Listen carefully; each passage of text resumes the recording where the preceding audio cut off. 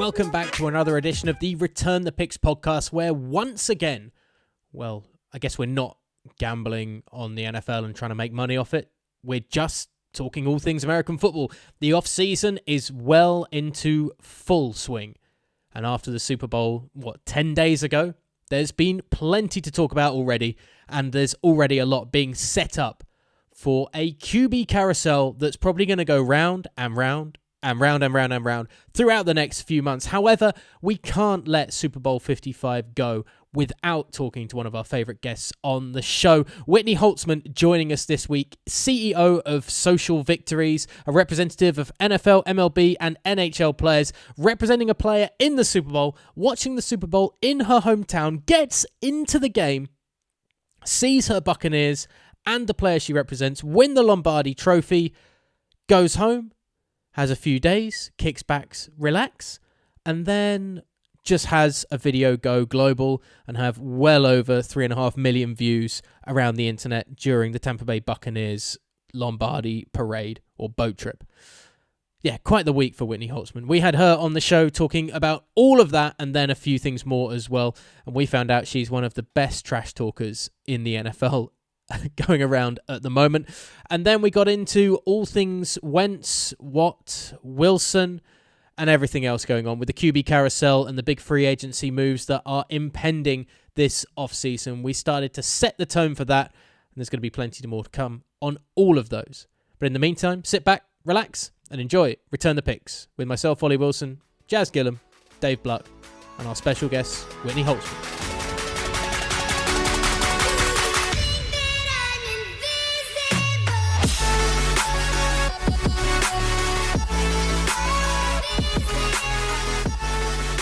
Pleasure.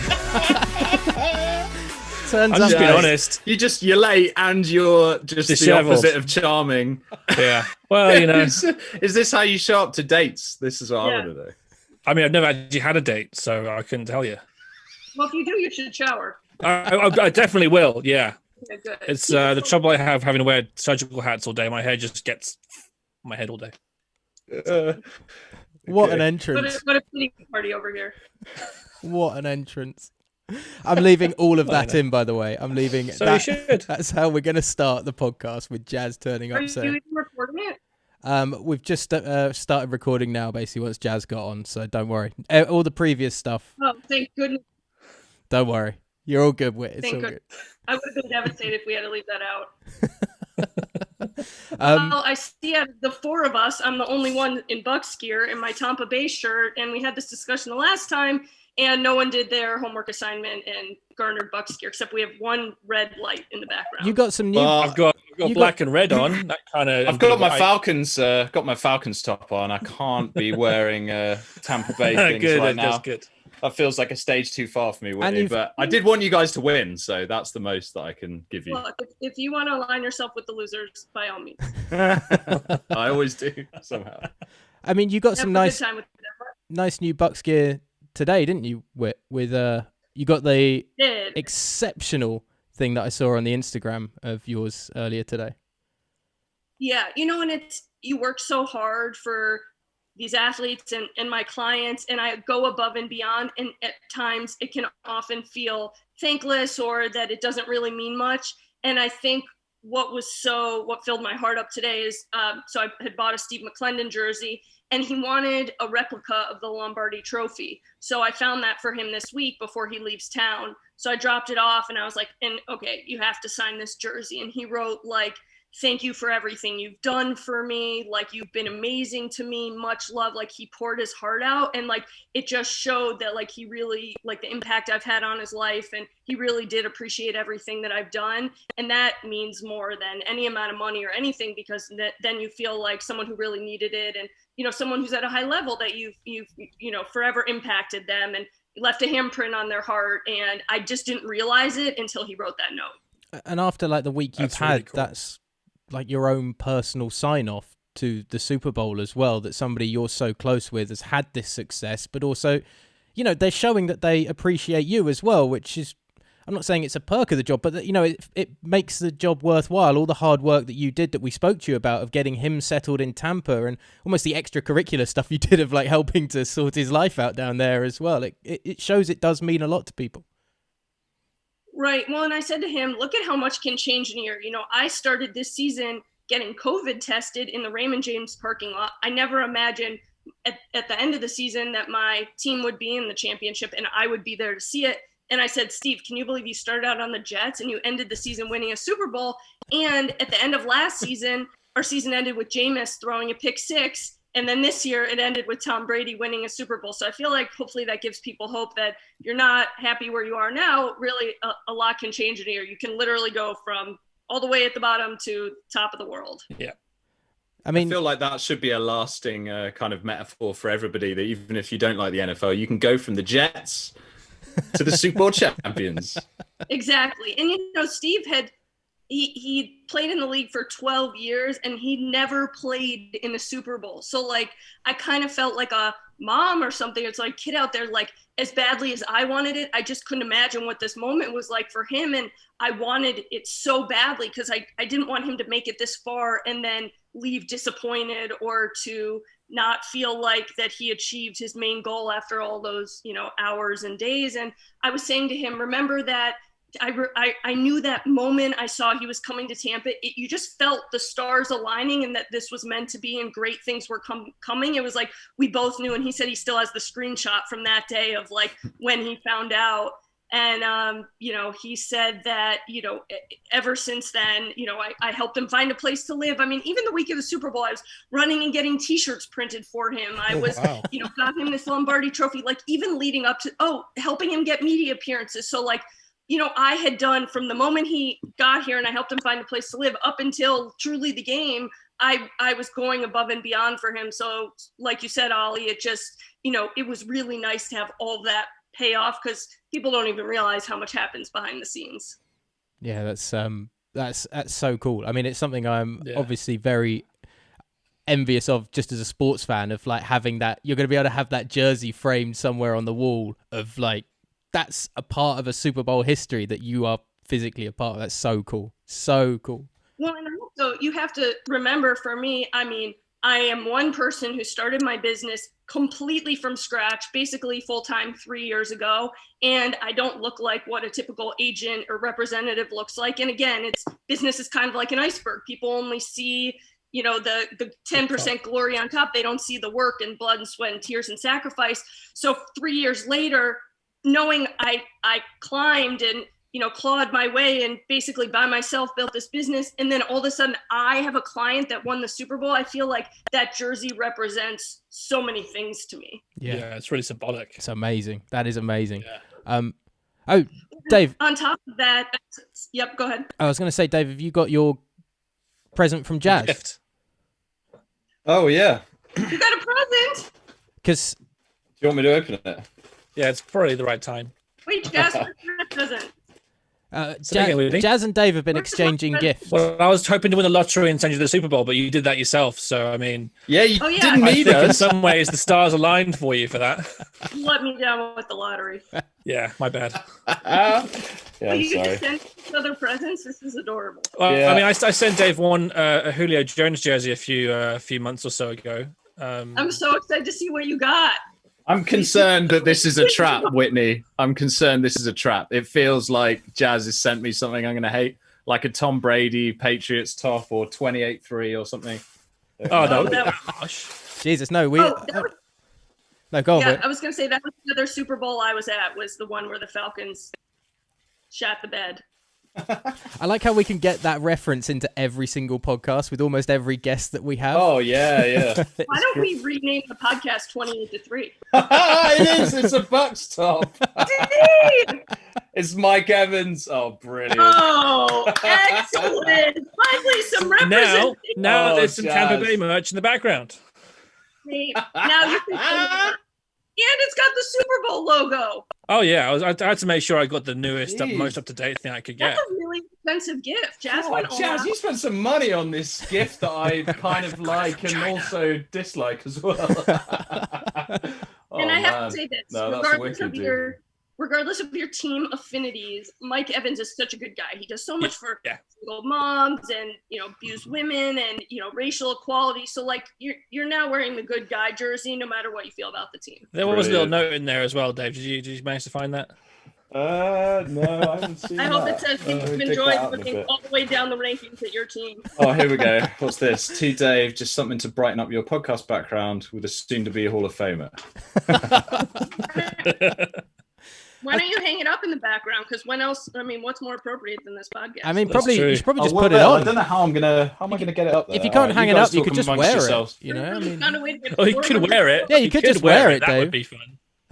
Yeah, why don't you just put it I on? don't know if I'm gonna wear it. We'll see about I that. don't know. You could wear it. Black little. Oh, brilliant. This is because That Dave. was a very. Why isn't he going to get a hanger? Just go get a hanger.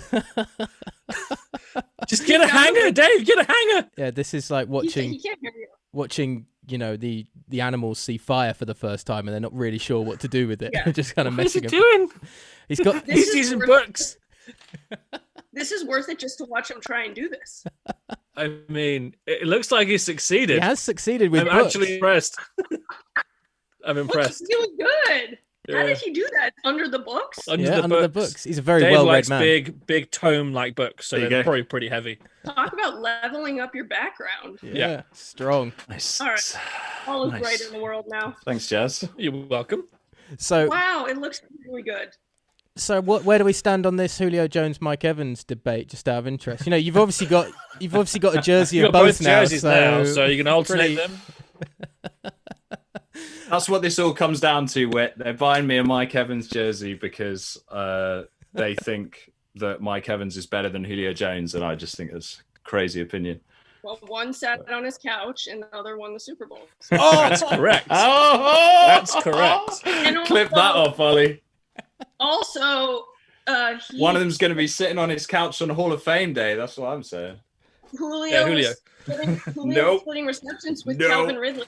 Ridley was That's really true. emerging at the end of last season. Mike Evans doesn't have an equal. Julio and Calvin were right up there. So if you're the best, there's no one even scratching the surface. Aye. We will bring Whitney back for sure for the Atlanta Falcons postseason Falcons- podcast breakdown as Falcons well, breakdown, because I'm going to enjoy that. My goodness. What would be really funny is I was going to say that Steve lives in Georgia, so I'm going to laugh if he ends up signing with the Falcons this year. Oh yeah. Oh, is he not going to stay with the Tampa?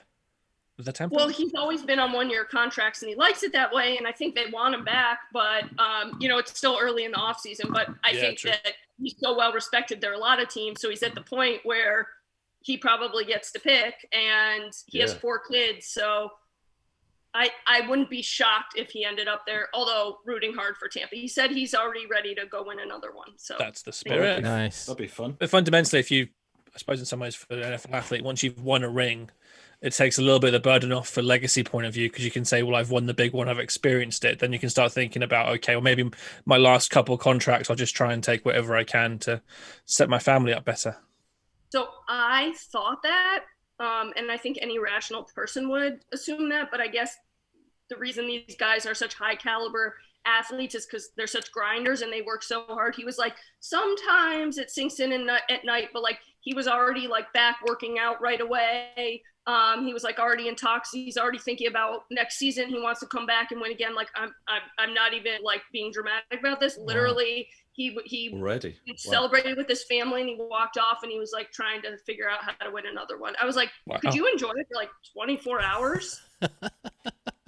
I'm not Yeah. sure. I'm not sure that Tom Brady, just like Ollie was talking about this on the last podcast, I think it was a really good point, that he's just so much of a machine now that I think it's just like I have some drinks and then the next day I get up and I drink my kale smoothie and I'm going to go and win an 8th ring.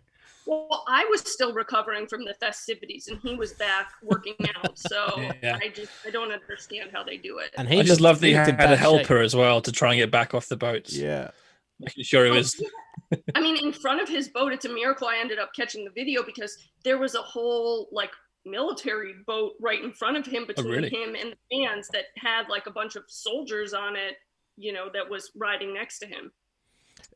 Did they have That's- some scuba guys riding behind as well, just in case, I don't know, the Lombardi trophy fell in the water when you're throwing it from boat to boat, Whit? I mean, were joking here because there's a part of Tampa that has a really big Greek population. So every year on Epiphany, I'm not sure if you guys are familiar, it's in January, they jump in the water and retrieve the cross. And if you get it, it's supposed to be good luck for a year. So someone was joking, if it fell in the water, we should just bring those guys over. Yeah, they experience. Bring the Greeks. Yeah, they know what they're doing. They're used to jumping in the water anyway in January in the open water and retrieving silver things. So, like, just throw them in there. The area was very prepared, clearly. We've got to talk about the video. We will go back to what you were telling us before we started recording about everything building up to the game. We've got to talk about the video because that was, I mean, if everything hadn't already come together so perfectly for you, in the stars aligning in so many ways around Super Bowl weekend, and then the fallout, it goes up another notch with you getting this video of Tom Brady throwing the Lombardi trophy. It's the one from the wide angle that has gone around every major sports news outlet, every Patriots fan, Bucks fan, every NFL fan has seen it multiple times. I think the last time I checked was like 3.5 million people had seen it. And I think it's probably a lot more than that by now at this point. That's weird. And how does that come about? That's how are you great. in the right place at the right time? Is it just good fortune? And what happens when your video gets seen by half the globe, basically? Right. Well, let me just say that, and I'll tell you the full story, but I had already, the day of the game, I got tickets. The weather was beautiful. I got to go with my dad.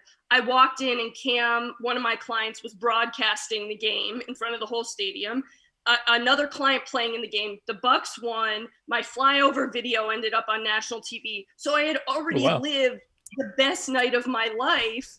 And I had so many messages, like when I say it must be what like a wedding night feels like, we're like, this is a dream come true. So many things fell into place and it's like everyone is celebrating with you. So I was kind of still recovering from all of that excitement. And the boat parade takes place sort of right outside my apartment. I live on Bayshore, which is the waterway of where the parade took place. And I was like, it's been a heck of a week. I'm going to just go downstairs and enjoy the boat parade as a fan. And actually, I was originally just going to sit on my patio, but I wanted to get some close-up pictures of Steve, my client. So I'm like, it's a beautiful day. I'm going to go downstairs. And I walk downstairs and, in front of the water. And I was like, just to make sure I get the closest view, I'm going to walk across this little bridge. And then I just set myself like right in front. But you can see my apartment in the background of the video. So I was just in front of my house. And again, I kind of treated it like, all right, I worked this morning. I'm just going to take like a vacation day in the afternoon. Well, famous last words. Absolutely. So I'm sitting in the parade started at 1:00. But where we we're kind of towards the end of the route. So most of the players didn't get to us till about 2:00. So I had like a short sleeve shirt on and I have like the weirdest burns and tan lines from being out there so long. Like, oh, it's hot. Like, let's just do this and get it out of the way. When's Tom coming already and my client? So all of a sudden, I had my camera on just to get video of Tom coming by, because when else do you get him? In a boat, in a casual environment? I mean, every other picture is just him on the field. So it was more, I just wanted to capture him in the parade. But right before he got to where I was, someone handed him the trophy. And I was right after a little bridge. And for some reason, he came out of the bridge. And it was probably where a significant portion of the fans were, because it's a large area. And for whatever reason, he just decided right in front of me to throw the Lombardi trophy to the next boat. And like I said, I think he had just gotten it at that point. It was toward the end of the parade route. So he probably had a few drinks. And it was like he emerged from this bridge and there was another big crowd of people. And I, captured it on my phone. And I just put it up on Twitter because, I was, and it's all caps. I spelled the word water wrong. My most viral tweet, I have an S in there instead of like, I was clearly just like, it's all caps, exclamation. It was clearly just like, oh my gosh, Tom Brady just threw the Lombardi trophy, because it's so unexpected with him. And he's such, a high level guy that I couldn't believe he was doing something sort of so spontaneous and out of character. And like, he's being risky. Like, he's like the responsible parent in the room. And here he is chucking the trophy across the water. Did you hear what his daughter said to him? He said, "No, Daddy, no." No, she Totally. know that. Yeah. At 8 years old, you hear in the background of the video going, "No, Daddy, no!" Yeah. And I'm looking. I have pictures of my phone, like, and I have to tell you, people didn't see this part, but before he threw it, he was doing a windup like 5 or 6 times. He pretended to throw it. So I thought he was joking. And then he let it fly. And I just didn't see that coming. It's quite far as well. Yeah, we're talking about 2 moving boats. Yeah. Like moving, the target's moving like that. I can't believe he did it. It was pretty. And that's what I said. So I threw it up on Twitter thinking maybe this will get 6 retweets. And without a matter of seconds, it was on SportsCenter. And then ESPN, The Today Show, Yahoo, People Magazine, CBS, Fox, NBC, you name it. All the local outlets reach. I spent 9 hours responding to messages. Jeez. And I did an interview that night in Australia. And then I ended up licensing the video. So now when professional outlets want to use it, they can just go to this company and instead, because it became so overwhelming and all these people asked for your permission for free. And then I learned a lot of them would pay for it. So I'm like, that's not right that they took advantage. And I had already said yes to people. But once I realized, wait, this is something that like they're making money off of, then I figured that I should also. So thank you, Tom Brady, for that. Yeah, absolutely. It's such a dad move from Tom Brady. Like the dad that has a few drinks at the celebration and then like gets a bit carried away. Yeah. Well, and I will tell you, prior to Tom coming through and all the players, someone brought a live goat to the boat parade. So I called it the goat parade. Oh, okay.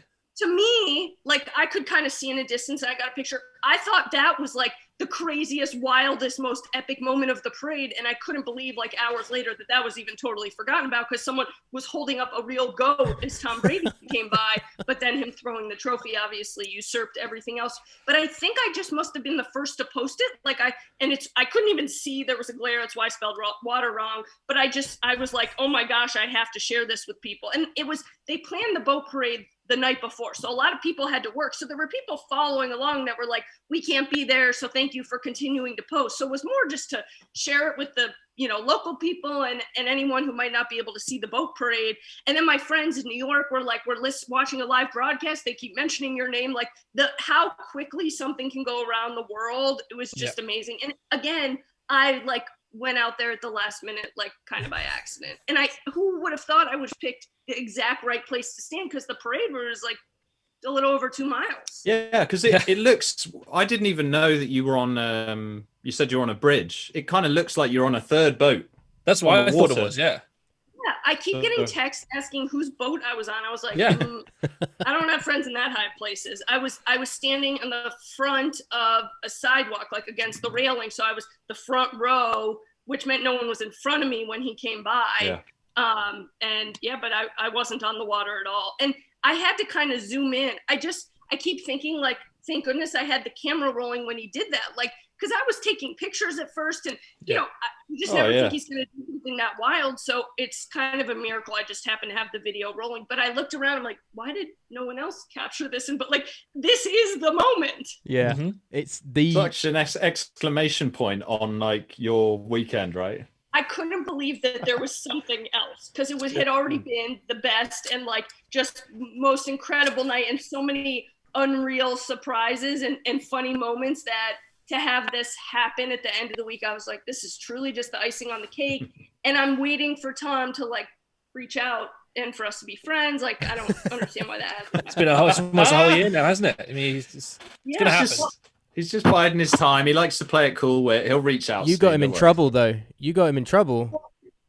It's funny because in every tweet reply, people who responded were like, they wrote back to me and Tom Brady. So he has to see us in like a zillion tweets together and be like, who is this other person?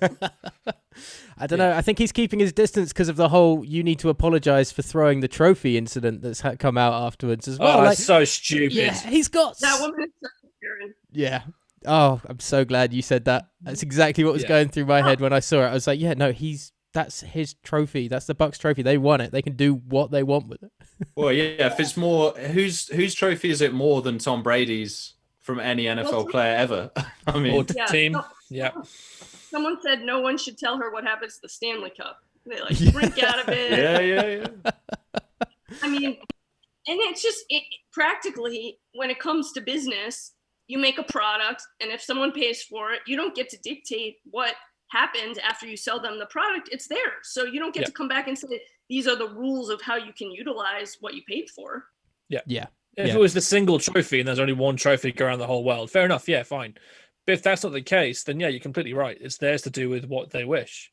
Exactly. And someone mentioned that they talked to the reporter who broke that story. I think it was in Fort Myers. And apparently this woman reached out to the reporter to have her story told on TV. So it wasn't like she was genuinely upset. It very much seems like she was seeking fame. 5 minutes of fame. Yeah. She's out of nothing. Wannabe Whitney. That's what this woman is. A wannabe Whitney at this point. Well, because then they just kept showing my video.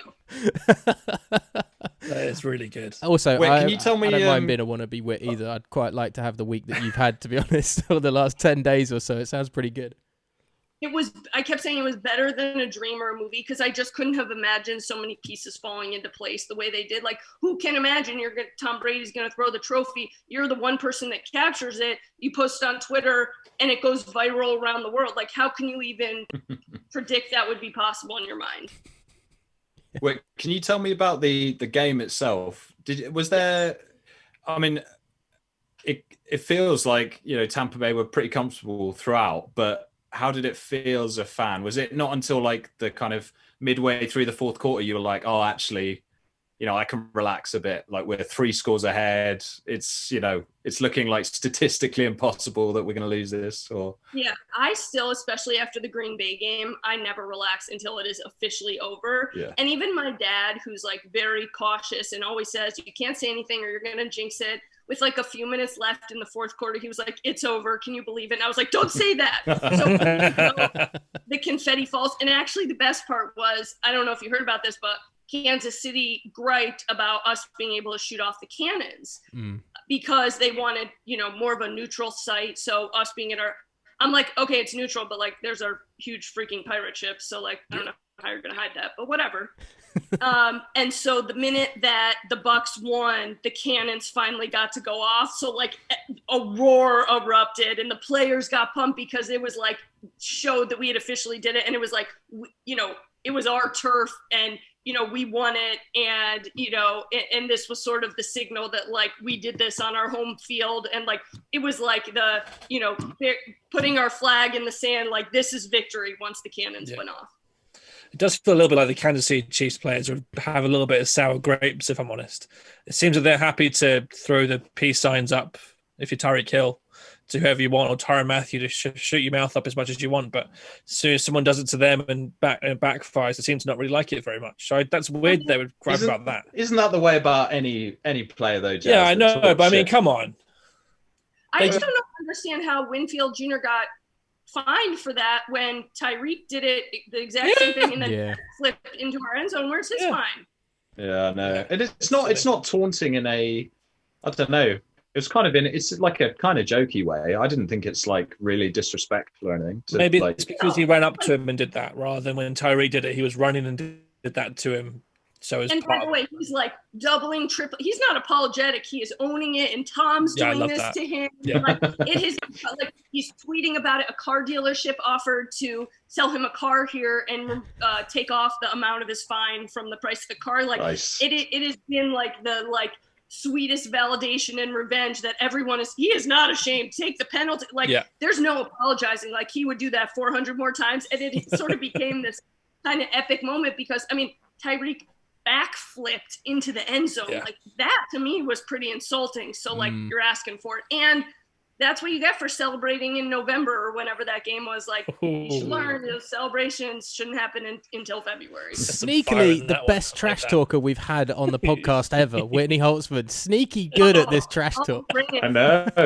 I have no shame. Like when we lose, like I will be the first to own it. But like when someone else does something wrong, like I'm going to be the first person to like bring you down. And did you play sport in like college and stuff?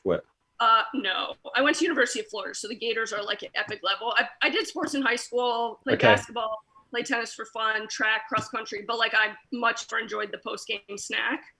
Okay. I'm just wondering how competitive you were. Were you just talking trash to people while you were serving and tennis and stuff? I got a lot of fouls in basketball, and like even now, like my throwing elbows. Yeah, my mom's friends have kids around my age, and we all played the game Mahjong one time. And my mom had to like pull me aside and say, like, this is not a contact sport. Like, I refused to put down a piece that would have let the other girl win. Mm-hmm. But like, I refused. Like, I just was gonna like keep dragging it out. Like, I wasn't gonna give up victory. So in whatever I do, I'm pretty competitive, including Mahjong. Does that include getting tickets for a Super Bowl? Because last time we spoke to you on the pod, it was get me a ticket. There's 10 days to go. Get me a ticket. Miracle. And how? Yeah, and I thought Jazz was going to help me. Dave promised the lottery. Yeah, I was going for the lottery win. Yeah. What happened? I didn't win.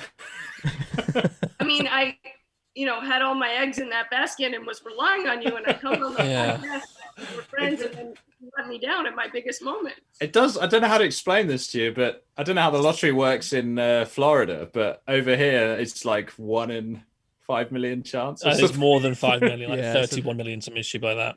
There we go. Failed to mention that when you offered to buy me tickets. Well, now Sorry. it's now you said it now, it's an excuse. But if you said it at the start, it's a reason. That's the thing. You got to get your reasons in at the start.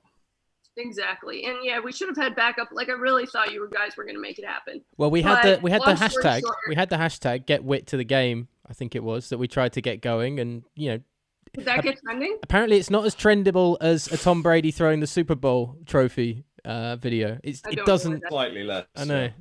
If you were being honest, when we had that conversation, what percentage did you guys think I was actually going to make it to the game?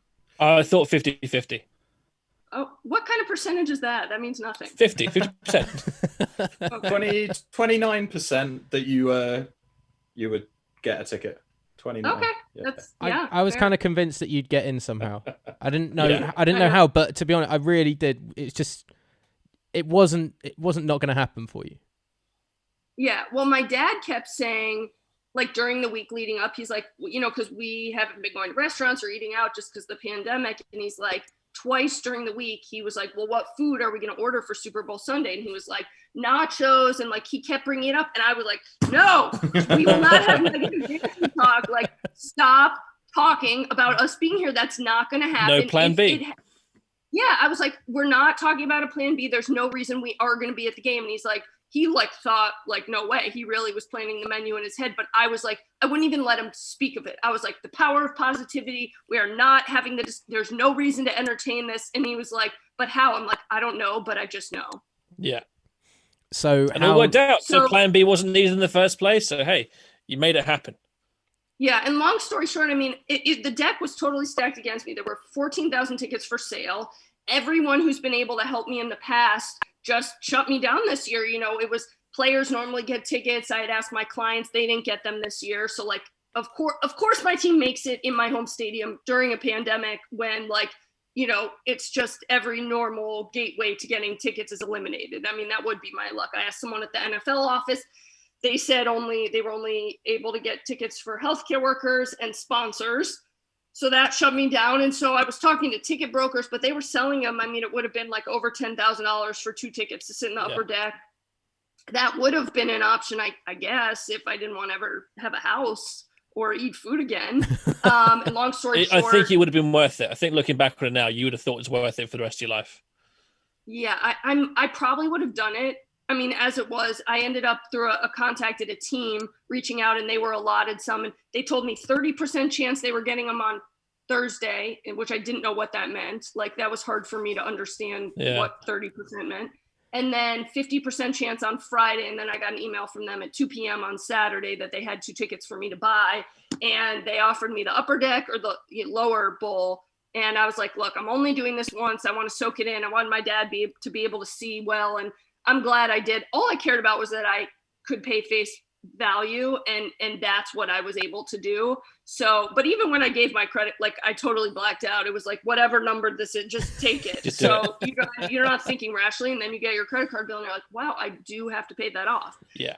So anyway, I was on the way to the game. So the game starts 6:30 p.m. our time, and the gates opened at 2:30. And by like 1 something, well, I woke up ready to leave the house, but like at 1 something, I was like, time to go. Like, let's get in the car. And there was already traffic, but my dad described it as like, it was already the best day of my life before I even got to the game. Like, he was like, you were so excited. We couldn't even contain the excitement in the car. And, you know, it was supposed to be a rainy, overcast, like every day they kept saying, oh, we have like 60% chance of rain, which again, percentages in my life, you know, I was overwhelmed with percentages that I didn't know what they meant. Yeah. And, you know, they said it was supposed to pour, like field would be wet. And I'm like, I was most disappointed that like Tampa wouldn't be shown in the light, which I know it usually is, or it's capable of being displayed in. I mean, it's such a beautiful place. And I was like, great, everyone's going to see it as this overcast, rainy, gross city. And that like hurt my soul because I have so much pride. And I wanted people to see like the real Tampa, how we are most of the year, and, you know, see the pride that I see in the city. So anyway, we're driving to the game, and I'm not even kidding. The whole day, there was not a cloud in the sky. Like, I could not find a cloud. So that fell into place. And then I kind of knew, I mean, the Chiefs won it last year, the whole situation with Andy Reid's son right before the game. Yeah. That was very sad. And I hate to say it, but as a father, I would imagine there is no way you can have that happen Thursday, and the severity of it, and to have already lost a son and then truly have your full focus on the game. Yep. Whereas, you know, our guys slept in their own bed, lived in their own, they didn't have to travel. And you had a lot of veterans who were focused, whereas I kept feeling like, and Patrick Mahomes was going to have a baby any minute. So I felt like they had all these distractions where they weren't able to focus the way we were. So I really thought that was working in our advantage. So I walk in the stadium. I truly think I'm the first person in the entire stadium. I didn't want to miss a minute. I wanted to soak in everything. And it was just, the Super Bowl has a different feel, except that this year there was just cardboard cutouts everywhere. So I'd go to high five or get excited. I'm like, I was high-fiving cardboard cutouts all night. But I walked into the stadium, and Cam Lynch, my other client, was broadcasting on the Jumbotron. And I knew he was going to be an in-game host, but I didn't know he was going to be on the Jumbotron the entire game. And so like, that was the first minute I burst into tears, and I was so proud. He was on the Bucks last year. And then I saw my client walk onto the field, totally on the other side, like in the opposite end zone. So I'm hurtling over cardboard cutouts, jumping over sections, like flying over broadcast booths, like running past security so that I could get down there and wave and show him I was wearing his like Jim's t-shirt, and he saw me and he had headphones on. So I was like, great, I'm going to make it here, and he's going to not be able to hear me. But he ended up waving, and you could tell he was so happy to have like someone else supporting him. Yeah. And then I thought it was funny. I was there so early that some members of the Bucks were liking the Instagram post that I was putting up of my dad and I in the stands before they went to play, because they probably were on the bus or at the hotel or it was so many hours before the game started that they were liking my posts, and I was already there. That's good. And then it was just That's so late. Yeah, it was amazing. I mean, then the flyover happens, and it's like right over my head. So I take it on my phone. Then CBS asked if they could use it on their broadcast. Like, it kept being one wild moment after another. And then the game was just so electric. And like from the first minute, the defense, and it was kind of what I said in the last podcast. Like, yes, Tom was great, but to me, I felt like it was the parallel with the 03 team, and the defense was going to get it done. And to me, that's what I kept feeling like. Mahomes could not go anywhere. They didn't score a touchdown. Yeah. Crazy. And Devin White was all over the place. All over and you could feel like Steve wanted it so badly, and Ndamukong Suh and Devin White and Mike Evans, and whether the guys were new, it was like they played as a team. And Steve told me, like, his defensive line, like they would say, you know, Steve has the hot hand tonight, you should play him. Like, the guys wanted that, they put team above themselves and would just say to the coach, whoever, you know, was doing the best job. Like, they understood what it meant to play and win as a team. Yeah. And it was, you know, you could feel it, like that they got it and that they had worked so hard. And I just felt like with all of Kansas City's distractions, like they weren't going to be as hungry as we were. And I feel like you could feel that from the first minute. And frankly, there were like some penalties and moments that fell our way that, like, if they had gone the other direction, I think things could have ended differently. Well, when the Honey Badger got that interception and that got overturned, I was like, I thought that was, and that was, I think, right before the half. That was early on. Yeah. And, you know, that was a moment where you felt like the crowd sort of deflating, you know, and there was that moment too where, you know, we were like on the 1 yard line. We couldn't get in the end zone. I mean, there were a few that were just like, and then they got the penalty. And so it kept being like, this just feels like our game and our night every step of the way. And then to know oh my gosh, not only did my team win, I get to see it with my dad, but I have a client. I mean, there was so much joy. And then first person ever, first group of people to see it at their home stadium. I mean, I don't even know how you put it into words. And such a small number of people to even be at that game. As I said earlier to you, like, that is truly elite Super Bowl category of 22,000 people only were allowed in that arena. And you got to see it with all of that as well. It's genuinely a fantastic story. I absolutely love hearing it. Thank you. Yeah, well, and I think that's why I felt like there was not much hope. And it just, I mean, it sounds good now because I found a way to make it happen, but it was really demoralizing and stressful leading up to, like, this would be the dream for me, and I can't get a ticket. Like, it almost felt like a cartoon with a black cloud above me as I was walking, and I just I can't believe I made it in. But I think it would have. I was so excited, I wasn't even thinking about the game. But looking back, if I had like hustled that hard, I finally made it in, tickets are at a premium, and then they would have lost, that probably would have been really disappointing. Like, it's a good thing it worked out the way it did. It makes for a much better story. Well, especially with like a whole fourth quarter to basically put your feet up and just enjoy the victory from that point. I mean, there must have been like a long kind of 40-minute spell there where it's like, oh, we've got this, and then you're just waiting for victory to be confirmed at that point. I've never seen a clock move more slowly in my life. I'm like, why didn't more seconds go? Like, you just wanted it to keep draining because it really wasn't until the last couple minutes that you thought it was a done deal. Really? There's always that sense that the Chiefs are going to have a chance to come back, but they just wasn't their night. Right. And I mean, how do you count out Patrick Mahomes or that offense? And Travis Kelce played out of his mind. He was phenomenal. They were connecting all night. We couldn't really stop him. So you just kept feeling like they had a lot of weapons, and, and also, like I said, Tom usually has a great first half or a great second half. So even when we had the lead at halftime, I didn't think necessarily that we were going to come back and be so dominant the second half. Like, I thought that was when Kansas City got the ball. It was funny. It was because, like, they honored the healthcare workers, and it was really emotional with having so many of them there. Like, you could feel the magnitude of the moment. It was just like the whole healthcare workers aspect. Like, I'll never forget that. And you just there was so much reflection of what's happened this past year and what they've been through. And I think that probably made this Super Bowl different from any other, and one that was kind of extra special because it was nice to see them get rewarded. But they picked, like, the head of a nursing unit to do the coin toss, and she flipped it for Kansas City. So I was like, oh gosh, it wasn't tails. Supposed to be supporting her. Now I'm mad at this nurse. So I'm glad it worked out. Did you boo her? Boo! Yeah, I was like, Dad, I don't nurse. Like, she's helping the other team. It's all right. Jazz was just as livid. Don't worry. Jazz had something on the coin toss and was just I had as money livid. on tails. Oh, so many silly bets. It was heads, yeah. But Blue Gatorade will live in the memory forever, Jazz, so don't worry about it. And no touchback will also live in the memory forever too. There was no touchback? On the opening kickoff. Opening kickoff wasn't a touchback. You can have a bet on that. And Ollie came on and told us about it, and we all mocked him for being stupid. And then I saw what happened and how he got to his conclusion and joined him on it. And then I thought we won £60, £70. Yeah, we won like 60, 70 quid, which is like, what, 80, 90 bucks off that?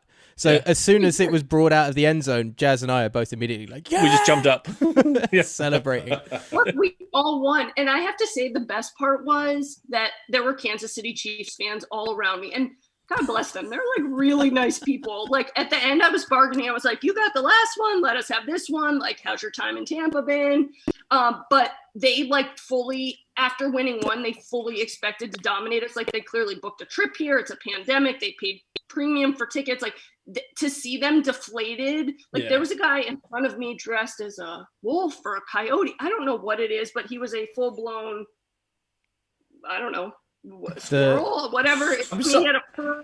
I'm picturing that weird Republican shaman who stormed the the QAnon guy. Yeah, wait, not like that, was it? I think him, but like completely covered in fur. But you're close. That was a good. I mean, yeah, that's pretty much America for you right there. Those are representative. Anyway, he was in a whatever that guy werewolf outfit, decked out, and like to watch them be silent the whole game. Like, I feel like they came in so like arrogantly. I was almost in the minority in my section as a Bucks fan. And you just like, every time they cheered, like you felt like they were giving off this vibe, like we're going to come back and drown you, and to like silence them and watch them like walk home in shame felt so good. I love that. That reminds me. I was when, I don't know if you weren't, I don't think you were there, Ollie.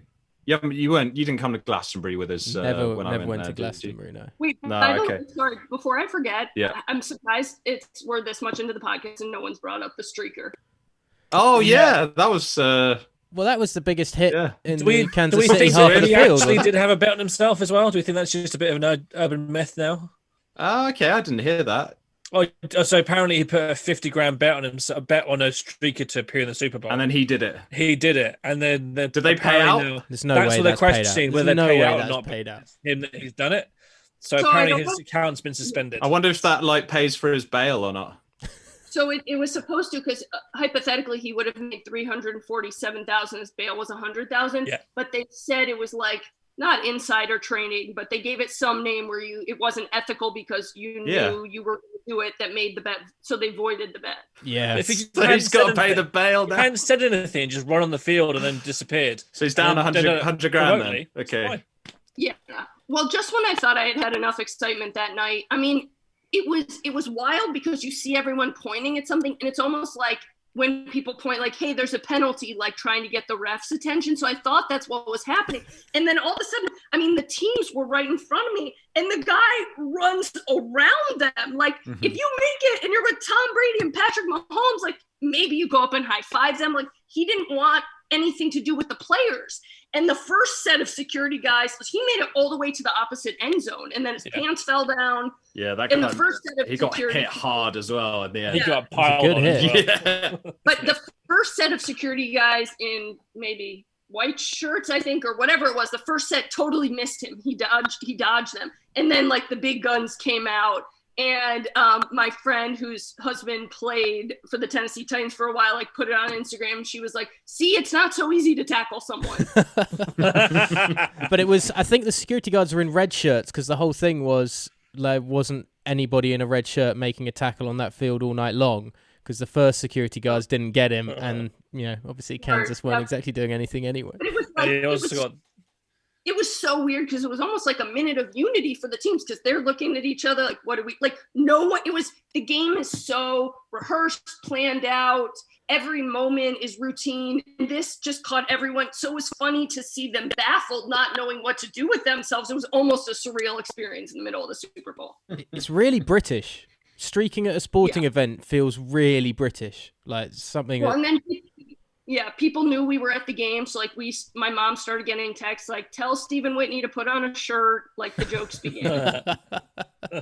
It was good, but it wasn't that good. Not enough for you to go streaking through the Super Bowl, I guess. Then, all right. Okay. And apparently his friend tried to go first, which he knew would happen, and that guy got caught. So he was like the diversion, and then this guy jumped. But I just can't believe you'd pay so much. And he was like in the section with the healthcare workers, so I don't know how he got there that you would pay so much for a ticket just to like have that be your moment.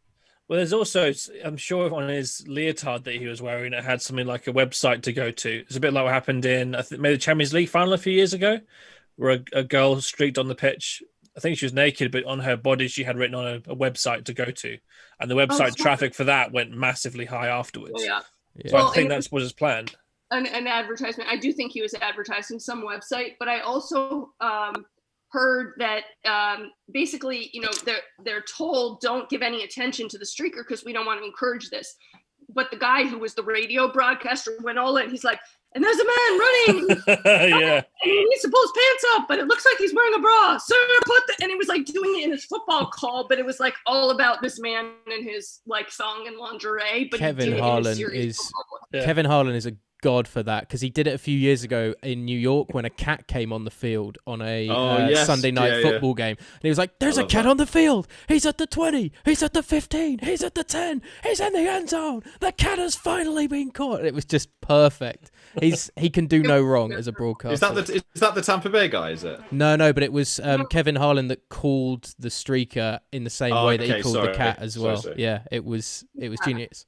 If Steve's got a website, Is that going to be something What? that you, if Steve, has a website, is that going to be something that you maybe think of as a marketing ploy for him, on a bye week next year, maybe? Just run onto it. Just streaking at his own game. On prime time. On the bye week, streaking at a different game. Oh, right. I see. So The Monday Night Football game. Maybe New York or something, one of the biggest markets. Yeah, I got you. I think because his business is a gym, that I don't think he'd want me advertising. I think he might pick someone who works out there. But what about having Steve do it? No. I mean, for Steve to do it on his bye week, yeah. No, that's the perfect. I mean, no one's bringing him down easy either. Yeah, I'm just trying to picture how the conversation would go with his wife. On the bye week, I can't come home. I need to go streaking. So I just feel yeah, okay. Old school, isn't it? He has 3 boys and then a little girl. So obviously, they really wanted a girl, and we're trying for her. And he says she's my extra motivation. She's really adorable. And after he won, she came running up to him on the field and said, "You did it, Daddy! You did it! I love you! You did it!" And he said that's the moment that got him. Yeah, wow. Wait, Yeah, cute. and apparently they said because of COVID, you could only take 2 family members, and he has 4 kids. So I think he found a way. Forget it, they're all coming. There was just so much excitement. Yeah, imagine. Wait, I know you've got to. Oh, sorry. Yeah, No, go on. I was going to say, I know you've got to get off in a second. That's all. I'm just really worried that we're going to eat into your university lecture that you've got to do in a minute as well. Totally fine. This is much more educational. But I was going to say, the funniest part is I'm good friends with the Bucks social media girl. And of course, Devin White tweeted that he wanted to bring his horse for a victory lap around the stadium. So he rode around Raymond James after the boat parade on his horse. And then he insisted that she get on the horse. So there's a picture of her on Devin White's horse at Raymond James, which was just you're all right, that is the nutshell. That is surreal. Yeah, so I thought that was pretty funny. But I felt you guys in my heart cheering me on about getting tickets and going to the game. And I was excited to have this conversation because I was so hyped. I didn't even think of the possibility of them not winning. And I felt it in my soul, but this just would have been a totally different week. And by the way, winning is expensive. All you want to do is buy all the gear. Yeah. All the merch. Yeah, but you've got those. You've got that sweet viral video money, so don't worry about it. Yeah, I'm pretty sure that's $5, but I'll report that. How much does an NFL jersey cost? I mean, how much are these NFL jerseys and stuff? I mean, they're not that expensive, right? So NFL jersey. I mean, I should be a commercial, okay, it's $4 billion to buy a ticket, this much on merch, going to a game with your dad, priceless. But it's the rest of it is not priceless because all the tickets were electronic this year, and I was I can't not have a ticket. So I had to order a ticket replica, and it has the signatures of all the team members. Then I had to get my Champa Bay shirts and my sweatshirt. So it's very expensive to win. I would just tell people to budget for that part of the program. Ollie had the same issue. I had problems when the Eagles different won. Jerseys. Yeah. 2 jerseys, 2 extra programs, and then my girlfriend at the time also bought another program from it as well and got that framed and stuff. I got a couple of hoodies, a couple of t-shirts, and then there's international shipping on top of that as well. It is not cheap. And the import tax. Yeah. What team was it? That was for the Eagles. Oh. Yeah. So how do you feel about Carson Wentz? Oh, don't even. I mean, these guys are you're mean about every other team. They don't even have to be in your division. Well, currently, Winnie's got all the bragging rights. She can sit on her tower right now. She can throw whatever she wants. No, she's bulletproof for at least a season. 3 years. As Tom Brady says, I keep receipts. I'm sure Ollie hasn't been mean to you. We've been nice to you. We've done nothing. The red. That was very nice, sort of. But, I mean, Philadelphia is just, okay, all right, you're back in my good graces. But Philadelphia is just, they're not likable. And, they're such a mess now. I mean... It's going to be a horrible 6 to 8 years of rebuilding, regardless of whether Wentz was there or not. This is why you spend the money when your team is in it, because it's so hard to make it there. Yeah. And it's difficult to get back, isn't it, Dave? It's quite difficult to get back. Yeah. And I mean, Tampa Bay before this season, on a serious note, I mean, how many years before when did you make the playoffs? 2008 before this? 7, I think. 7, I think it was. Yeah. I mean, that's crazy. Well, the funniest part then was to go and win it the first time you get back in. this year, I mean, all it took was a pandemic, but the Bucks and Lightning win the Stanley Cup, and then the Rays are like the eyesore of the city because they only lost the World Series. I mean, it was an what a unreal. letdown. Oh, they must feel so bad. Yeah. And they threw it away. I'm sure I remember you saying they threw it away. They made some major mistakes. I still can't talk about it. So, Oh, right. They were asking. You just made the list, Jazz. Yeah, I I did. have to, Receipts. yeah, I have to read you this exact tweet. But the other day, it was like National Roast Day or something, and Wendy's here was like, "All right, send us a tweet, and we'll like roast you or something." Yeah. Yeah. So the Rays sent Wendy's something, and Wendy's wrote back, "We're surprised you didn't pull your social media manager in the middle of this great tweet." And Blake Snell wrote back, "Yo," but like my mom, who's not a sports fan, is still fired up. I mean, it's clear to everyone that like that moment sort of, ruined it, and they would have won otherwise. And I have to say that like I thought that was the Aaron Rodgers moment in the NFC Championship game was like the equivalent of the Blake Snell moment where he was, fourth down and they kicked the field goal and instead of letting him do his thing. Yep. So if we learned anything, trust your aces, as my mom would say, even though she knows nothing about football, but she was very upset at that moment. And Maybe she now, knows about poker, knowing your Yeah, aces. it's a poker player. Yeah. and if you're in Maybe Tampa as well, secretly, boycott Wendy's because their name's going to be mud for a couple of months, I guess, after that. Exactly. Well, I appreciate you guys having me on. It's great to see you, and thank you for, it really meant a lot because I think of Tampa as sort of the small town and kind of like an intimate team, and I've cared for, so long, and it was just cool to have you guys all the way across the pond cheering us on. Like that really meant a lot. Always got your back. Well, definitely me and Ollie were cheering you on. Don't know about Dave, but Dave, not so much. I don't know. Yeah, it's kind of. Steve, I mean, you must have enjoyed the nacho. yeah. You've won I him think he over was in with. bed. He's got I a think he was jersey. asleep, didn't you, Dave? there was some sleeping. I've already told Whitney that I get very sleepy. It happens. Yeah, that happens. He didn't come through with tickets, and he went to sleep during the game. But other than that, it was really, really This great. is what we got to put up with, Ride or die, as I call Dave.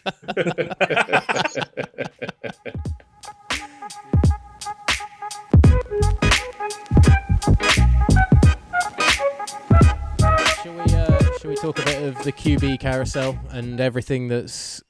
I mean, there's a lot of changes and potential changes and everything to get into. Carson Wentz traded to the Colts today. Let's do this. Let's get it out of the way. There you go. Yeah. There he is, right there. Hold on, I can zoom in on this Yeah. camera. Is it a kind of sigh of relief for you, Ollie, before we get into kind of how good it is for the Colts? How do you feel about it as an Eagles fan?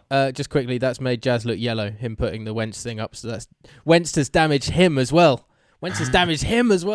I'm back, so whatever. They still look a little jaundiced to me. Well, compared to Dave, anyway. That's the hepatitis. Okay, weird. So yeah, it's not necessarily a sigh of relief. It's just because I think a lot of people, and Richard Graves pointed out that he said it to us and then said it to me in a text message as well in January, was like, the Colts seems like a really smart fit, which it does. It's a great fit for Carson Wentz. Yeah. It makes a lot of sense. It's Pretty a good. Sure I said that too, but whatever.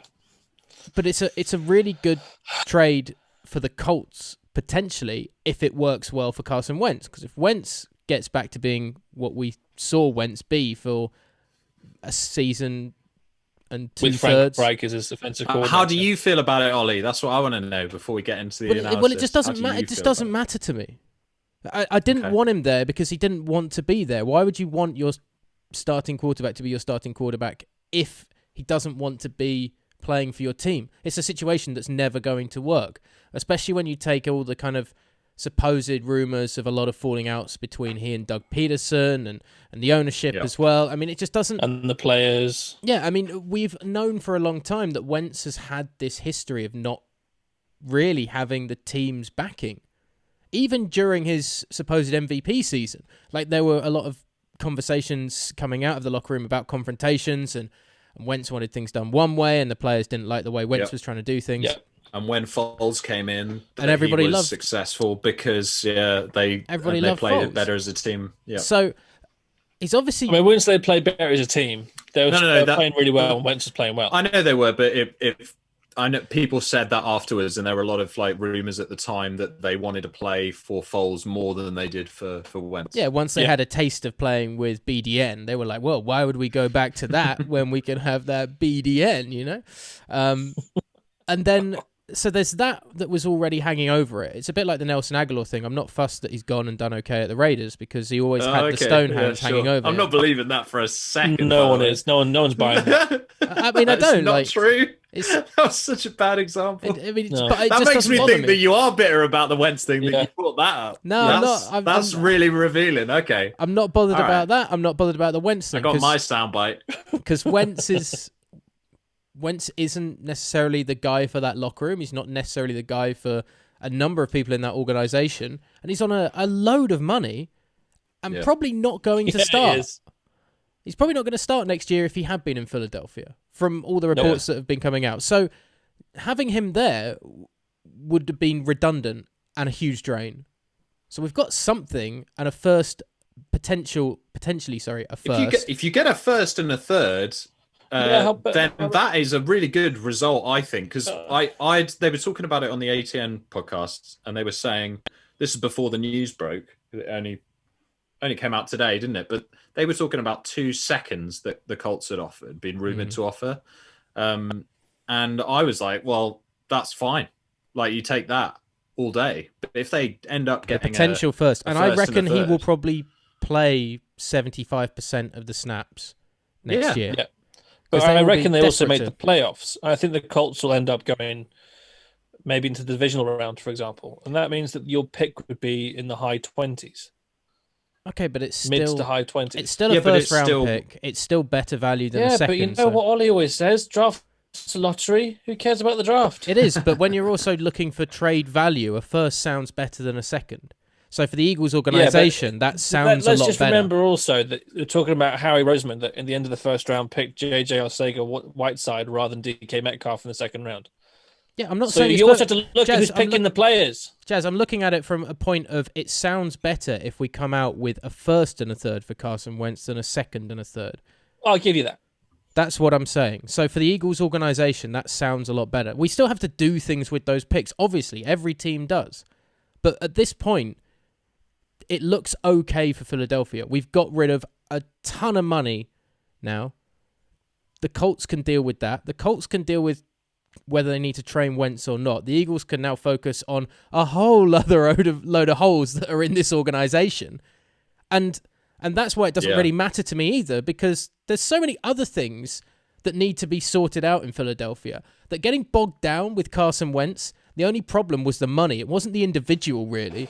Like, he wasn't going to play. It didn't really matter. It's getting the money off the books. So now that's done, let's focus on all the other stuff. And I thought it was really telling that the Eagles wanted to get this done and started to try and get this moved on in and around the Super Bowl week. Because that's the time where if you're looking to do something without really causing too much of a stir, get it done then. Just get it moved on. Yeah, blah, blah, blah. This will be forgotten in 2 months when the rest of the off-season's really going on and all of these other QB moves are being made and the draft build-up and everything like that.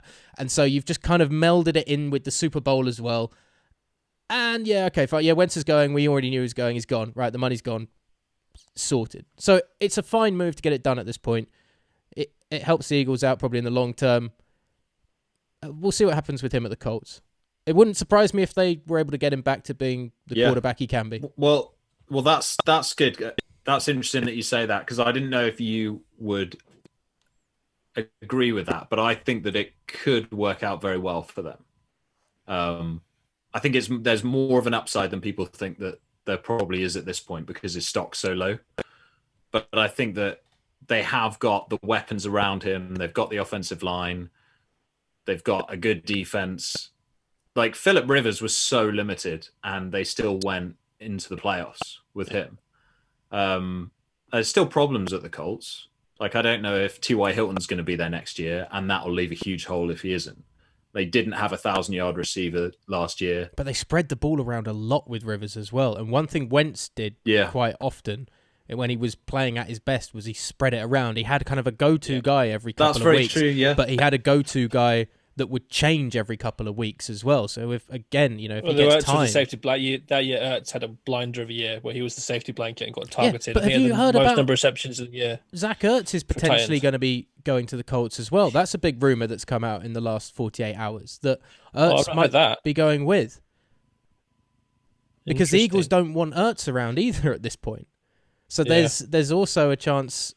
Ertz was always going to be moved on anyway. Good tight ends there, though. I'd be Dallas surprised. Is really good. I'd be surprised if they. It's cheaper.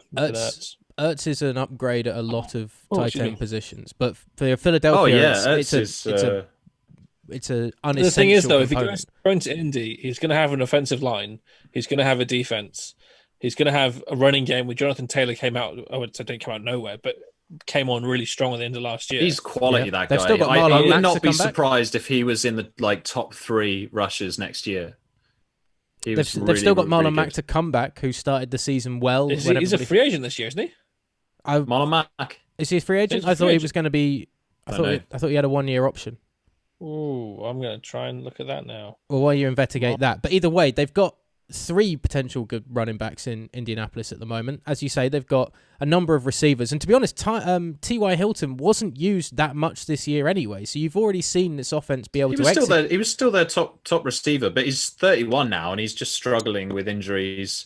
But it wasn't like T.Y. Hilton of 3 years ago where it was, Reggie Wayne, Marvin Harrison, T.Y. Hilton, kind of those number one receivers for the Colts. Like last year, it was spread around quite a bit still. Yeah, Zach Hines, Pittman Jr., they all got like 500-600 yards. Jack Doyle had a good year. Yes, that's who I was thinking of. Yeah, so Yeah, Jack Doyle, that's why I'd be surprised if Wentz went there. 2 good tight ends. I mean, you can spread the field a bit more. Well, I know, but I just think that there's teams like Zach Ertz. I mean, he's due a big bounce back in my eyes. He was looking like he could be in that like top echelon of tight ends. Mm-hmm. And then he's kind of dropped away. But like if he goes to a team that really needs a tight end, I'd just be surprised if he's happy to go somewhere he's going to split carries. Like, I don't know. It just seems weird to me that he would go there. He should be going to a team. He's been doing that at the Eagles, though. I mean, Goddard's been there for... I know, but if he's got a chance to go to... If he's leaving Philadelphia, he's got a chance to go to a team where he can be, effectively the number 1 or number 2 receiver. He's 30, Zach Ertz, as well, though. So there's that kind of... Are you at the tipping point where older. You get the value out of it? He's been around for a long time. He's older than I thought. Well, if you remember, I thought he was like 28 or something. Brent Selleck was there for a long period of time as a really good tight end, and then Ertz ended up usurping him when he started to mature. So then it was Ertz, and they've just basically had that same rotation, but with Dallas Goedert coming up in the last 3 years instead. So it makes sense that you capitalize now on Zach Ertz potentially leaving Philadelphia as well. You save a lot of money on that tight end position, and you replace it with a guy tradable asset as well. Yeah, at this point. So the ones that I was reading about were the Seahawks, the Ravens, and the Colts were considered the best spots for Zach Ertz to be potentially landing. No, I'd hate him to go to the Ravens. The Ravens, they don't need more tight ends. It seems odd. No, they need a quarterback that can throw. But there's going to be a load of them about as well. Go into Marlon Mack quickly, guys. I've got a quote from Chris Ballard from the Indianapolis Colts front office. It said about Marlon Mack deserves a contract unequivocally. He deserves a good contract. I don't know if we're going to be able to do that here. Saying that, I'm not going to say that Marlon is not coming back because I think he's a really special player. Really special as a player. And I could just see a backfield of Marlon, Jonathan Taylor, Nyheim Hines, and Jordan Wilkins could be really special. So I'm not going to discount it. Well, 3 of those 4, I completely agree. He's quite honest. But he's a free agent. This was his contract year was last year. He's just being honest, and it's a chance for them, to be fair. Like, now they've got Taylor. Like, do you need to use a lot more money on your backfield? Like, you'd do better to put it in other areas. Because they're probably... I think what's probably going to happen is T.Y. Hilton's a free agent as well. So he's on the last year of his contract, actually. It might be trade bait. He might be trade bait. But either way, they're talking about moving him. So if he leaves, then suddenly they're going to have to go after wide receivers, either in the draft. Juju Smith-Schuster. The point is, with the Indianapolis Colts right now, the offense is set up quite nicely with still a lot of flexibility around some players that could be potentially key but aren't essential to that franchise succeeding at the moment. But what they do need to do is they need to replace Phillip Rivers. And if Frank Reich can turn Carson Wentz into a Phillip Rivers replacement, it's a big win for the Indianapolis Colts. Yeah, I think it's worth the risk for them at like 2, 3, a second and a third. If it ends up being a second and a third, even the first, then it's fine. A first and a third, it's fine. There's going to be a lot bigger offers for quarterbacks in the off season. That's the thing. I think with quarterbacks, you've just got to kind of just keep taking swings, haven't you, until you get the guy who's going to be there for 5-10 years, and they haven't got that. But keep him happy. Don't do a Jack Easterby and run everyone out of town. Well, yeah, you don't want to do that. No, no. The one that's actually more interesting to me, because we all knew that Wentz was going to be leaving anyway, and there was the thing that's embarrassing for me is Philadelphia making up, basically, from the sounds of it, the bidding war between the Colts and the Bears. Yeah, because there was about a week and a half ago. We got 2 first-round picks coming in. Yeah, it was the rumors that were being leaked out about the Bears' interest in bringing Wentz in. Apparently, was all complete malarkey. And it's just as if the Bears' whole staff and front office and everybody is so close to getting fired anyway. Like, they can't be going and bringing in Carson Wentz in this offseason. That is insane. It'd be funny if they go and get Deshaun Watson for 4 first-round picks. Yeah, I mean, that would help keep their jobs, I think. But would it, though? Because they're the same people who didn't select him in the first place and picked Mitch Trubisky. Yeah, I mean, it's really bad if you then go and pay a king's ransom for the guy that you could have had without trading up to get the guy that you ended up getting. I appreciate that, yeah. I mean, but he will make you look good no matter how much you pay That's for like him, a reverse draft day with Kevin Costner, what the Bears are doing if they then pay like 3 more picks. I haven't watched that. Well, no, that's what Kevin Costner did before, like, then reversing it and then somehow getting all his picks back. Whereas and the player this that he would won. be them going and trading picks to get a really crap guy and then giving away more picks to then get the guy that they should have got in the first place. And there's no cathartic moment. It's just like, oh, we're all fired. Yeah, the end of it is like the Chicago Bears finished the end of the movie. 3-13. So that's it. Yeah, it's just them just sitting on like a bus stop all together. Like, But the one that interests me more was one that we kind of joked about towards the end of the season, but it doesn't surprise me. It's obviously come up now this week in the press and everything about Ben Roethlisberger. He's not going to be there, is he? Yeah, tell me about it, Jazz. How do you feel about that? I don't. Because did you see the sideline interview? Just quick, do you see the sideline conversation that they picked up on like NFL Inside the Game or whatever it is? Between him and Pouncey? Yeah. And that he came back for him. And he's not sure if he can do it again. I was going to say, yeah, and Ben sounded like defeated. That was a last hurrah anyway. Well, he did just lose to the Browns, so I mean that's not going to feel great. That's it. I'm out moment. It's tough. I mean, from my point of view, I'd like to have someone who can competently play quarterback before ushering Big Ben out the door. However, if he does stay on the team, he's $41 million against the cap, and given the cap is going up a little bit, apparently, still a huge chunk of your cap. I think it's $180 million they're talking about as being the cap, so it's just under a quarter of the whole cap is on him. Now, he didn't play well enough to really warrant that. If you restructured his deal and came at a much lower cap cost, and you could try and find someone else to come and back him up, keep him. But if you can't, I don't really see how you can. I'm sure I heard somewhere, you may have said to me actually, Ollie, that some of the NFL defenses described the Steelers' offense as the easiest one to prepare for because you knew what they were going to do before they did it. Yeah. It also comes down to coaching and scheming. And given the offensive coordinator wasn't brought back and Colbert's come out and said that the run game wasn't good enough from every single position, the receivers, the O-line, the quarterback, the running back, the tight ends, everyone needs to improve on that. And the other trouble we have is what quite a few of the other free agents that could do with being paid. Whether they keep Juju, I don't think they do. I think Juju leaves. I think Juju isn't coming back. Oh, no. No more dancing on the end zones in a Steelers shirt. Oh, no. Yeah. Yeah. Enough said about that one. I wonder where he goes. Actually, that he could be due a big bounce back as well. He'll get paid really well, but he won't get I really money. like him as a player. But I just think that when you saw him without Antonio Brown, on receiver, I really thought that he was going to. I really thought that he was going to take that step into being a number one, a true number one, and just really light up the league. I thought he could be the receiving leader for the whole season. Juju's and then I kind of bet on that in fantasy and then missed out. Juju's a Calvin Ridley. Calvin Ridley is a really good receiver, but he benefits, and particularly last year, so much from having Julio Jones take a lot of coverage off him. Yeah. In the same way that Juju looked great when he was in single When AB coverage. was getting bracketed on every single play. Yeah. Yeah. But if you then make him the guy, you probably don't need to double cover him all the time, just maybe on essential routes. Yeah, the thing is, Calvin Ridley is, he's a speedster, and he's actually a very small guy. So, like, I don't know if he's going to struggle to be a number one, whereas Juju seems to me... He's got the skills to do so. He's got the physicality as well, though. I thought that's why I was surprised to see him take this kind of step back almost. But I also think a little bit that the offense as a whole has just not been as good since you lose Antonio Brown and Le'Veon Bell. Yeah. You lose your running game and you lose your biggest threat receiver. Oh, yeah, we lost our two best players on offense. Oh, God, jeez. Okay.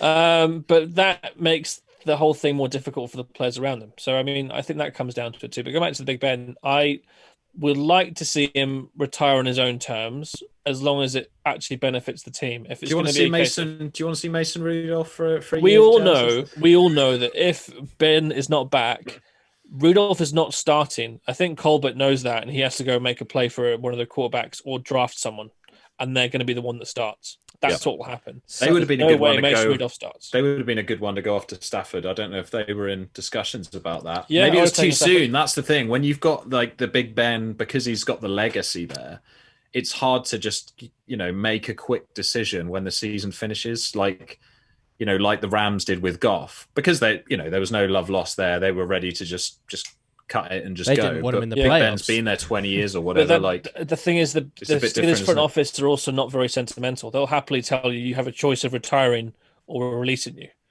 Troy Polamalu had that happen to him. Hines Ward had that happen to him. I think the Bucks decided to retire on his own, but lots of players have been told you can retire if you want to, or we're releasing you.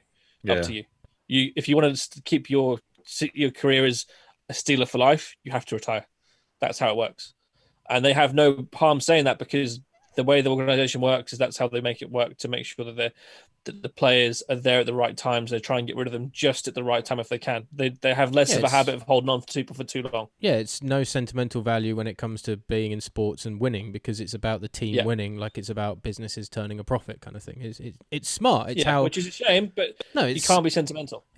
That's how it should be in sports. Definitely, not in terms of it being a business, but in terms of it's about being competitive as often as you can, and that's how you stay competitive. Is you don't have sentimentality allowing people to linger on in the building.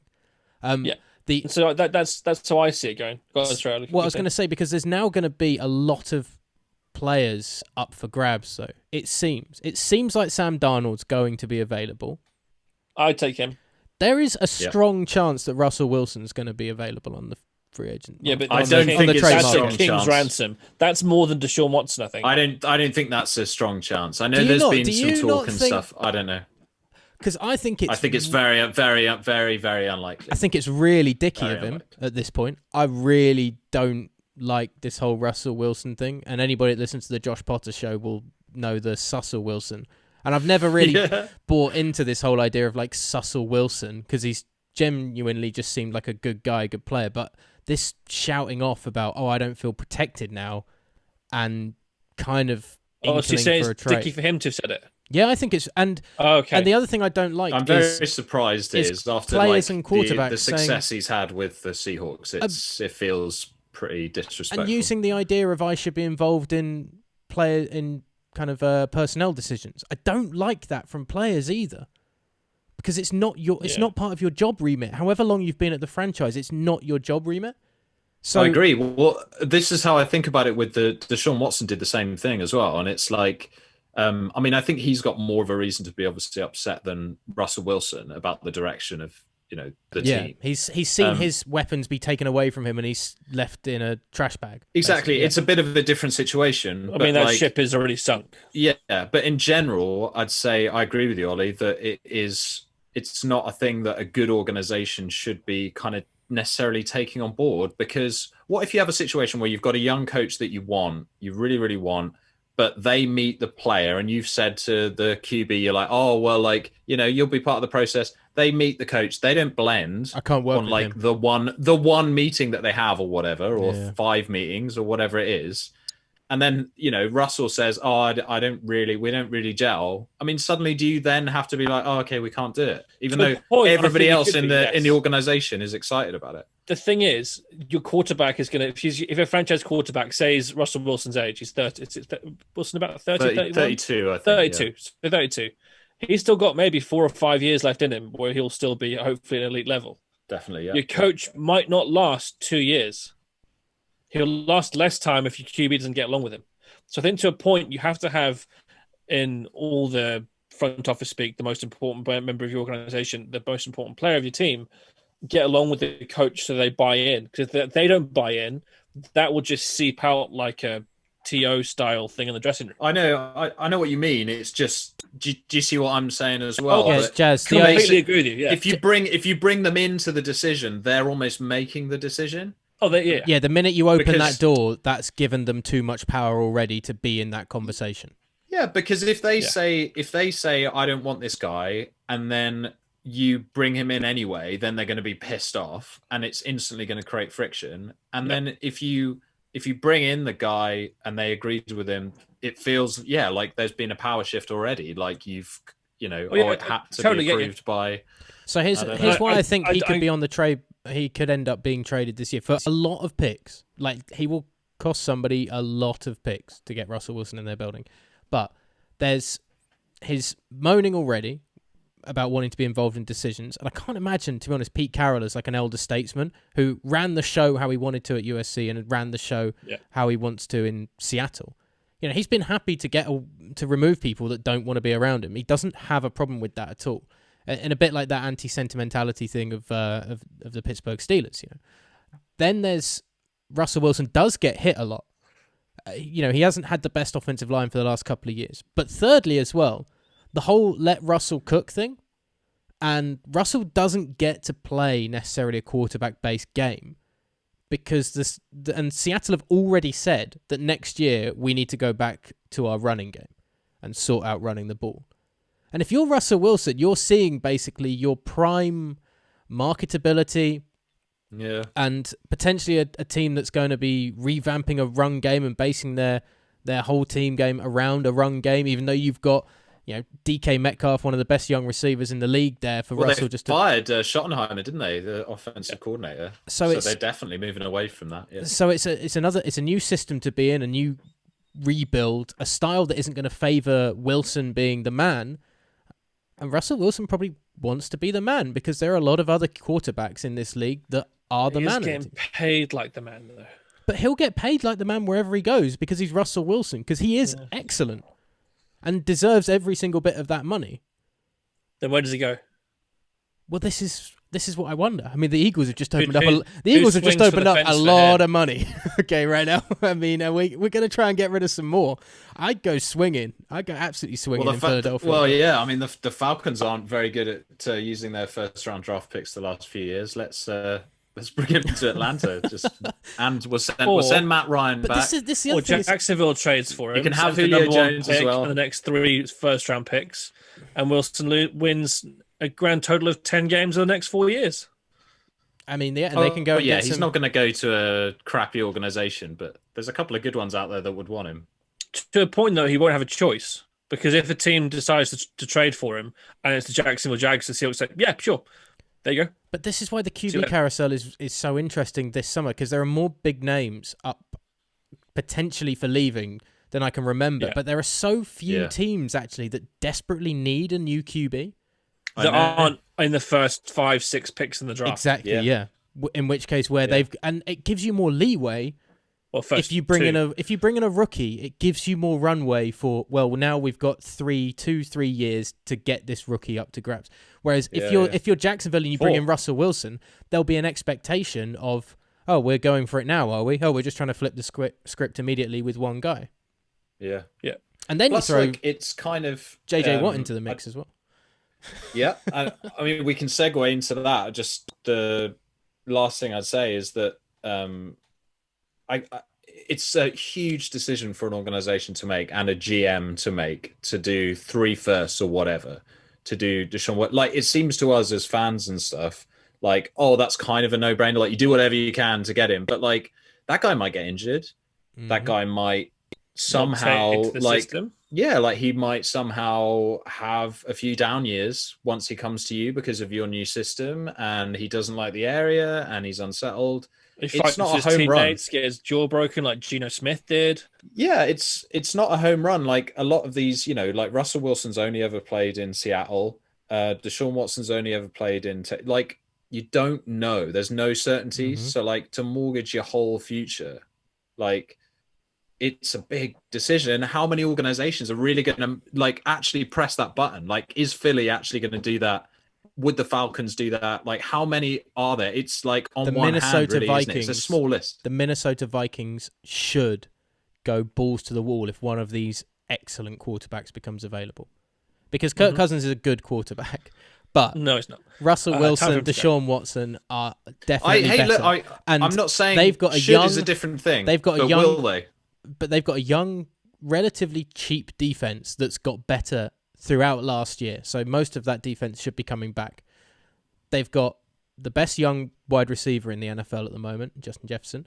They've got arguably the best running back in the NFL. It's not Jalen Reagor. No, it's not. Oh, okay. No, because... Then why did Roseman pick him first? Yes. Why didn't Roseman pick Jefferson? I was watching your face, Jazz, as he was saying, and I was waiting for it. They've got arguably the best running back in the NFL in Dalvin Cook. Yep. What do you need to complete that? A dynamic quarterback like a Russell Wilson or a Deshaun Watson. Minnesota, if they go and they could also trade Kirk Cousins back to whichever team they're doing it for, and just ruin their franchises. So yeah, well, or get some. That would take some of the knock off the value as well. I mean, if you're a Minnesota Viking, you should be clamoring to get one of these guys into your building, whatever happens this offseason. And get rid of Kirk Cousins. You're completely right. It would immediately open up your Super Bowl window for next year. I mean, if you traded Cousins, it's probably Cousins and 2 firsts rather than 4 or 5 firsts. Yeah. Yeah, it reduces the price by a fair bit because you've still got a player that is considered by 99% of the people in the NFL world as a good quarterback. And it would be a lot of people. Got 1 year left? That 1% is a lot of people, Ollie. Has he got 1 year left on his contract? He does, yeah. Okay, that's not. Yeah, but also both of their salaries are less than Kirk Cousins. So if you trade Kirk Cousins' salary to them, they'll have more cap space, so they can technically look for a free agent as well to go along with him. But also, the Kirk Cousins allows you to potentially put him on another short-term deal afterwards while you bring in another quarterback as well. So he's a great placeholder, to be fair. Yeah, Kirk Cousins.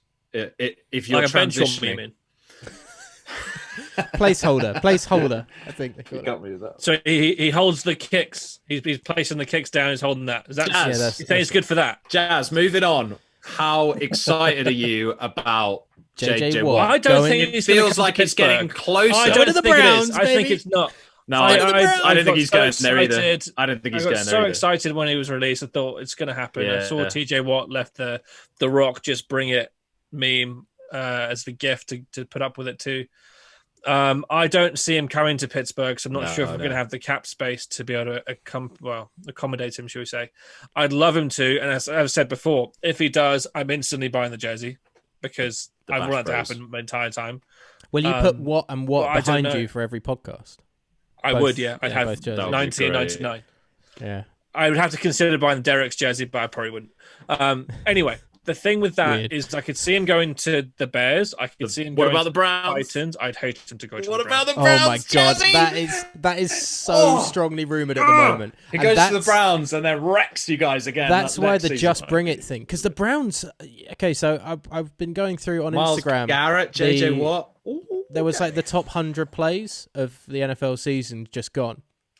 And in the top 25, the Browns had like 4 or 5 plays in the top 25 of the best plays of the whole season.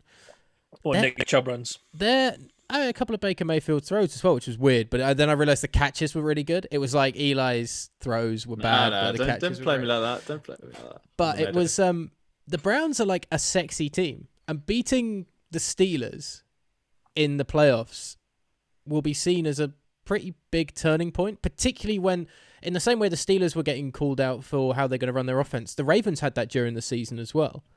And with the Browns, you don't really know what's going to happen because Baker Mayfield's so erratic, but they've still got Hunt and Chubb.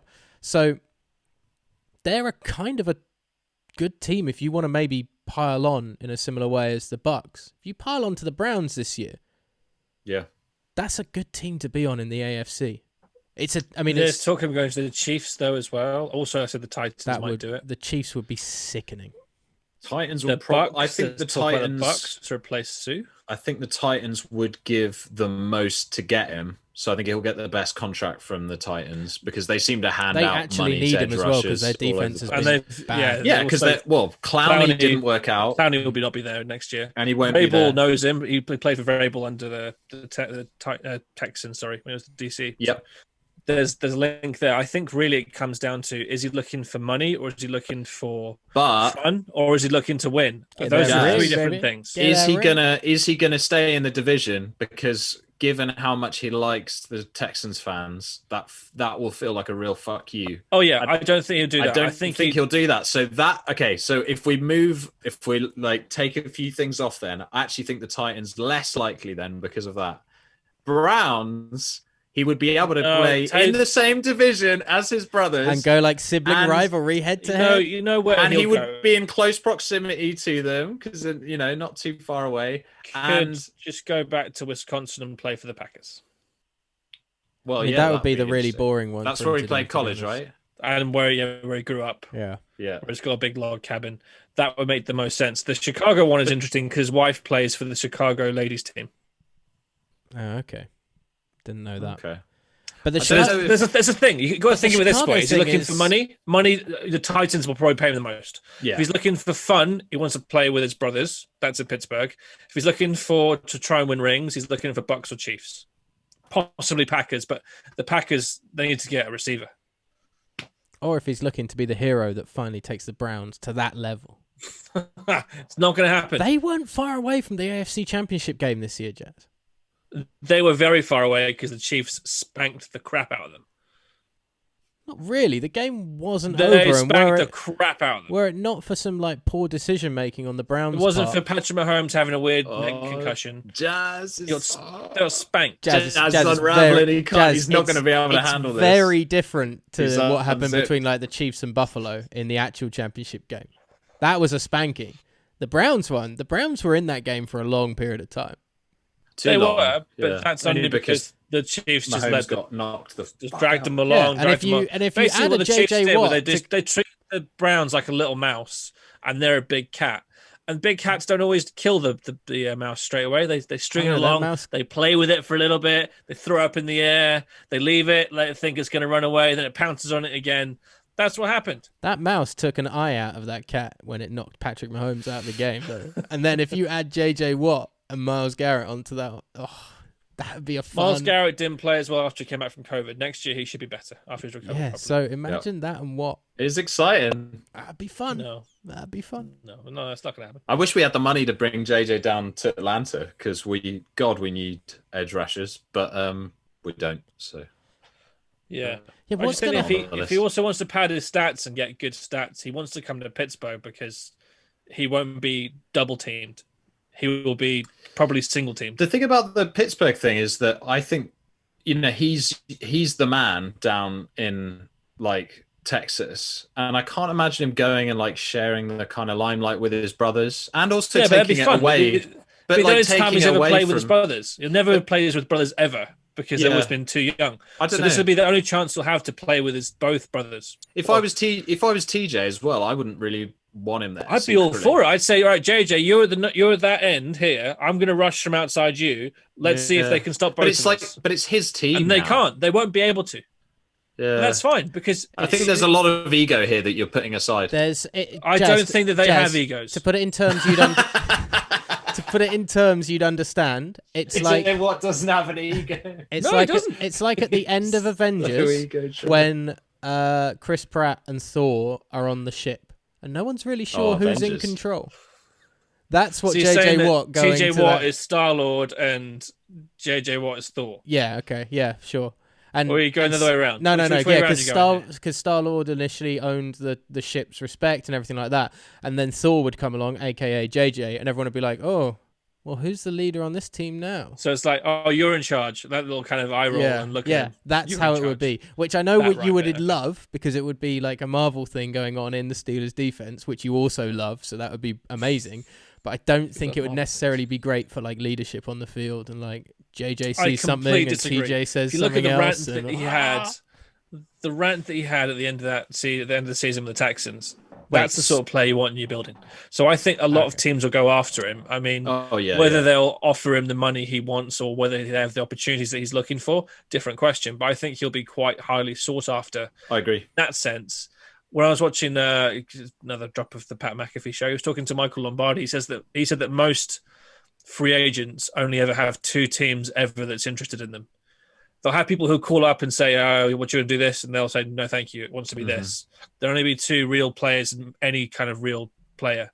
The only time that he's ever known of more was when they had Reggie White become a free agent. I think he had 8 teams after him. Well, didn't Brady only have like 2 offers in the offseason? Yeah, the Colts said they didn't want him. We'd rather go with Phillip Rivers. Good job. Same with the 49ers. The 49ers didn't want him either. Yeah, which you would have thought. In fairness, I think that he made, in the end, it worked out for the best, not just because, of course, they just won, but I think that Tampa side was the best set up for someone to be plugged in at quarterback and just win. Well, and, Bruce Arians was smart enough to let Brady do and be just Brady. Run his offense. Well, I actually think it's harder to find good edge rushers in the league than it is to find quarterbacks right now. Which is why, when we go to the Bucks, Shaq Barrett will get paid. He'll get paid probably before Chris Godwin gets paid. And I think Godwin might be out. He might go. Because, you got Scotty Miller, you got, what's-his-face, Johnson. So there's lots of, and Antonio Brown. Yeah. So you could argue that if Shaq Barrett gets paid like he should, well, he will do, that's a more important signing for the Bucks than, say, the other free agents they've got. Antonio Brown, a Hall of Fame afterthought in that conversation.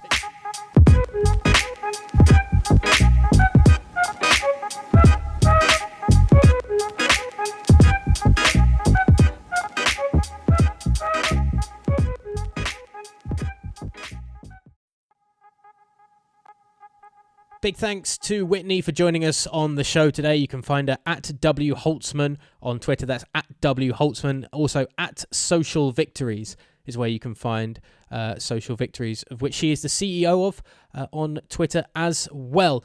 Big thanks to Jazz and Dave for joining us on the podcast. You can find them on Twitter at Jazz Gillum and at David Bluck1. That's at Jazz Gillum for Jazz, obviously, and at David Bluck1 for Dave.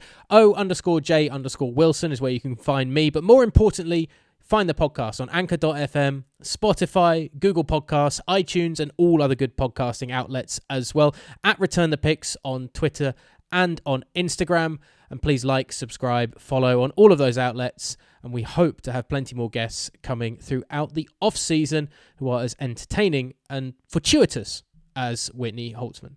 Until the next pod, kick back, relax, and settle in. Seahawks fans, Texans fans, Jets fans, Jaguars fans, Eagles fans.